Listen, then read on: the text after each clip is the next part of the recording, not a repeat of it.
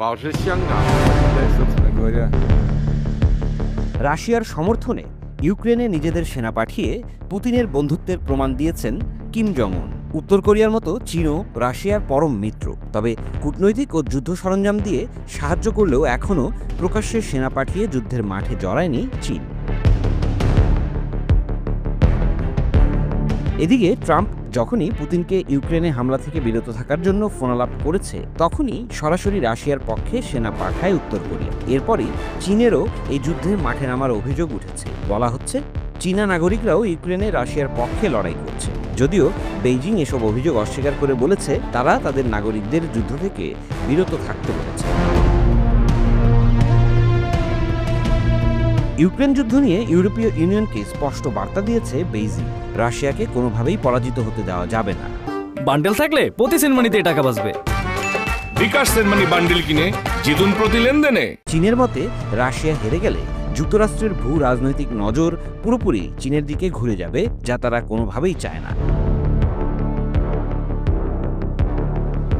EU এর পররাষ্ট্র নীতি বিষয়ক প্রধান কায়া ক্যালাসের সঙ্গে চীনা পররাষ্ট্রমন্ত্রী ওয়াং ই এর 4 ঘণ্টাব্যাপী এক রুদ্ধদ্বার বৈঠকে উঠে আসে এই কড়া বার্তা। বৈঠক সম্পর্কে অবহিত এক কর্মকর্তার বরাতে মার্কিন সংবাদ মাধ্যম জানিয়েছে, ওয়াং ই স্পষ্ট করে বলেন ইউক্রেনে রাশিয়ার পরাজয় চীনের কৌশলগত স্বার্থের পরিপন্থী। তিনি আশঙ্কা প্রকাশ করেন এতে যুক্তরাষ্ট্র প্রশান্ত মহাসাগরীয় অঞ্চলে চীনের মোকাবিলায় তাদের সমস্ত শক্তি নিয়োজিত করবে, যা বেইজিং এড়াতে দৃঢ় প্রতিজ্ঞ।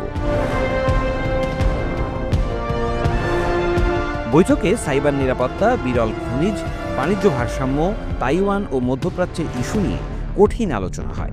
সংশ্লিষ্ট কর্মকর্তা জানান, ওয়াং ই এর বক্তব্যে ইঙ্গিত মেলে বেইজিং হয়তো চায় ইউক্রেন যুদ্ধ দীর্ঘস্থায়ী হোক, যাতে যুক্তরাষ্ট্র সরাসরি চীনের বিরুদ্ধে মনোযোগ দিতে না পারে। বিশ্লেষকরা বলছেন ইউক্রেন যুদ্ধ নিয়ে চীনের ভূ রাজনৈতিক হিসাব অত্যন্ত জটিল। প্রকাশ্যে নিরপেক্ষ অবস্থান নিলেও বাস্তবে রাশিয়া পরাজিত হলে চীনের অনেক কিছু হারানোর ঝুঁকি রয়েছে। বিশেষ করে রাশিয়া হেরে গেলে চীন এক গুরুত্বপূর্ণ মিত্রকে হারাবে এবং যুক্তরাষ্ট্রের চাপ আরও বাড়বে। চীনের পররাষ্ট্র মন্ত্রণালয়ের মুখপাত্র মাও নিং শুক্রবার এক নিয়মিত সংবাদ ব্রিফিংয়ে বলেন, চীন ইউক্রেন ইস্যুর পক্ষে নয়। আমরা সবসময় বলে আসছি আলোচনা, যুদ্ধবিরতি ও শান্তি চাই। যুদ্ধ দীর্ঘায়িত হওয়া কারোর জন্যই মঙ্গলজনক নয়।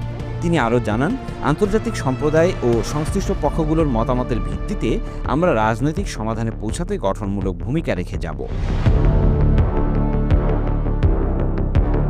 তবে বিশ্লেষকদের মতে চীনের এসব প্রকাশ্য বিবৃতির আড়ালে রয়েছে আরও অনেক জটিল হিসাব। ইউক্রেনে রাশিয়ার পূর্ণমাত্রার আগ্রাসন শুরুর কয়েক সপ্তাহ আগে প্রেসিডেন্ট শি জিনপিং রাশিয়ার সঙ্গে সীমাহীন অংশীদারিত্ব ঘোষণা করেন।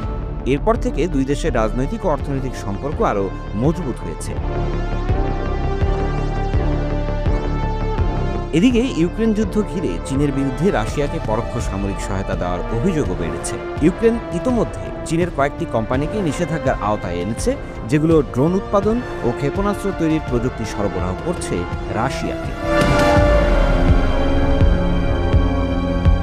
শুক্রবার কিয়েভে রেকর্ড সংখ্যক ড্রোন হামলার পর ইউক্রেনের উপ পররাষ্ট্রমন্ত্রী আন্দ্রেই সিবিহা দাবি করেন, রাশিয়ার ব্যবহৃত একটি গেরান 2 ড্রোনের ধ্বংসাবশেষে দেখা গেছে সেটি চীনে তৈরি।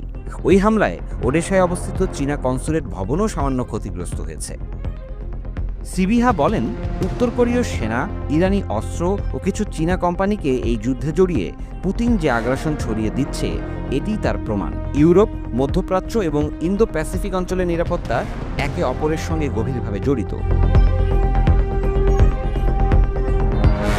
বিশ্লেষকরা মনে করছেন ইউক্রেন যুদ্ধের ভবিষ্যৎ শুধু ইউরোপ নয়, গোটা বিশ্ব রাজনীতির গতিপথ নির্ধারণে বড় ভূমিকা রাখবে। চীনের কৌশলগত অবস্থান ও রাশিয়ার প্রতি এই স্পষ্ট সমর্থন আন্তর্জাতিক অঙ্গনে নতুন সমীকরণ তৈরি করছে।